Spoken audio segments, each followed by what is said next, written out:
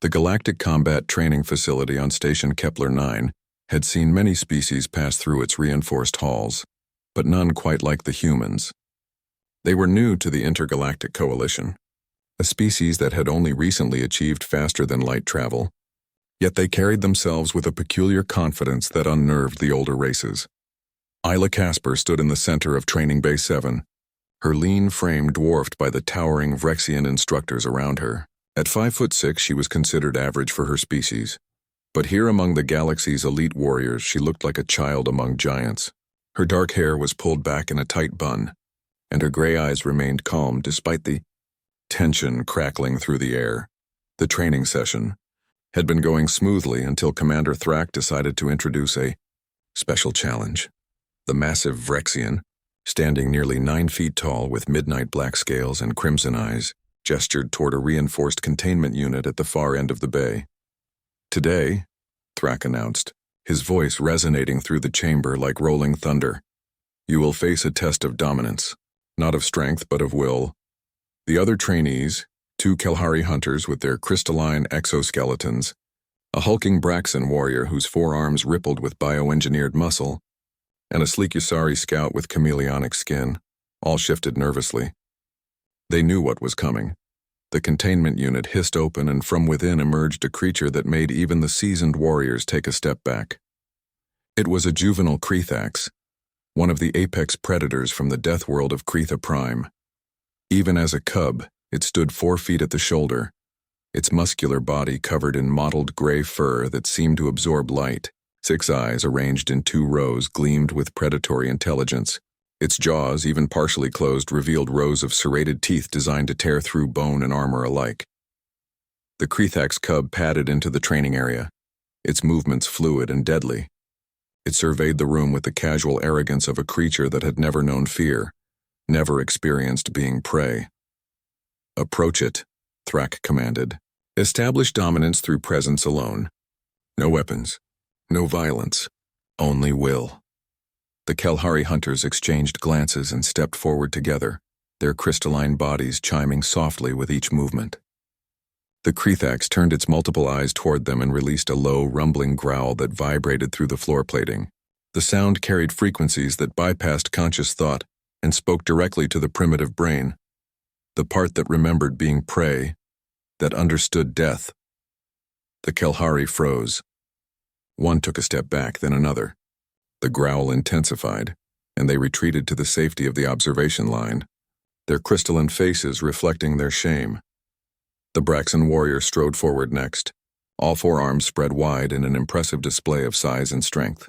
He roared, a sound that would have sent terrestrial predators fleeing in terror. The Krethax cub tilted its heads. It had 2 connected by a flexible, muscular neck, and studied the warrior with something that might have been amusement. Then it growled again, louder this time, and added a sharp bark that made the warrior's aggressive posture falter. The Braxan held his ground for nearly 10 seconds before his evolutionary instincts overrode his training, and he too backed away. The Yusari scout didn't even attempt the challenge, her chameleonic skin flickering through colors that signaled submission before she was called upon. "Human," Thrak said, his voice carrying a note of challenge. "You are last." Isla Casper had been watching the previous attempts with quiet intensity, her analytical mind processing every detail, the Krethax's body language, the frequencies of its vocalizations, the way it distributed its weight before each display of aggression. Humans might be newcomers to the galactic stage, but they had climbed to the top of their own world's food chain despite being weaker, slower, and more fragile than most of their planet's apex predators. They had done it through stubbornness, intelligence, and an almost insane refusal to accept their place in the natural order. Isla stepped forward, her movements neither aggressive nor submissive. The Krethax immediately focused both heads on her, its 6 eyes narrowing. She could feel the weight of those eyes, the calculation behind them. This was a creature bred by millions of years of evolution to dominate, to kill, to never back down. The growl started low, a bass rumble that Isla felt in her chest cavity. It built in intensity, adding harmonics that triggered something primal in her hindbrain, the part that remembered when humanity huddled in caves. Terrified of the sounds in the darkness, the room went absolutely silent. Every being present held their breath, waiting for the human to break to retreat like the others. Instead, Isla Casper did something that caused Thrax's scales to bristle in shock. She growled back. It started deep in her chest, a sound that humans had refined over millennia of domesticating wolves, of facing down bears and lions with nothing but sharp sticks and sharper minds. She didn't try to match the Krethax's volume or frequency. That would have been foolish. Instead, she channeled something uniquely human, the absolute conviction that she belonged at the top, consequences be damned. The Krethax's growl faltered, just slightly. Its heads tilted in confusion. This tiny creature, this fragile being that should be prey, was challenging it. Isla stepped closer, maintaining eye contact with 4 of its 6 eyes, and growled again. This time she added a guttural snarl, a sound that carried the genetic memory of humanity's long climb up the food chain. She didn't blink. She didn't waver. She poured every ounce of her will into that sound, into her posture, into the absolute certainty that she would not back down. The Krethax's growl died completely. Its ears, complex organs that could fold flat against its skulls, twitched forward in uncertainty. This was wrong. This didn't fit its understanding of the universe. Smaller creatures fled. Weaker creatures submitted. That was the order of things, but this human didn't know that. Or worse, she knew and didn't care.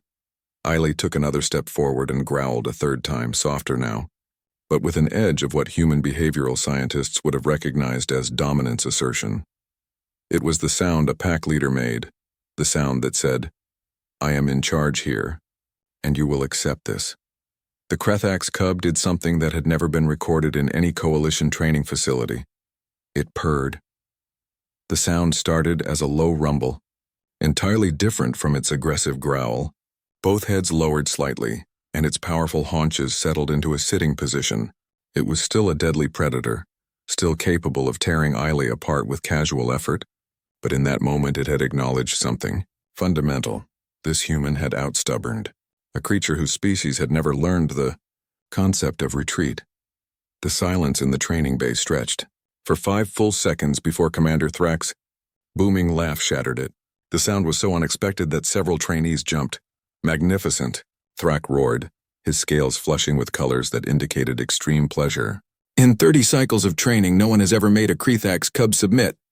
He turned to the other trainees, his expression fierce with pride. "Do you see? This is why we do not underestimate the humans. They are small, yes, fragile certainly, but they have something we larger, stronger species sometimes forget." He paused, letting the moment hang. They have the absolute audacity to believe they belong at the top, and the will to make the universe agree. Isla Casper stood before the now purring Krethax cub, her heart hammering in her chest, her hands trembling with adrenaline she refused to show. She reached out slowly and scratched behind one of the cub's ears. It leaned into the touch, purring louder. She smiled slightly and thought about her old dog Max, who had growled at her exactly once before learning that she was the pack leader. Some things, it seemed, were universal. "Good kitty," she murmured, and the other trainees couldn't tell if she was being brave or insane. Probably both.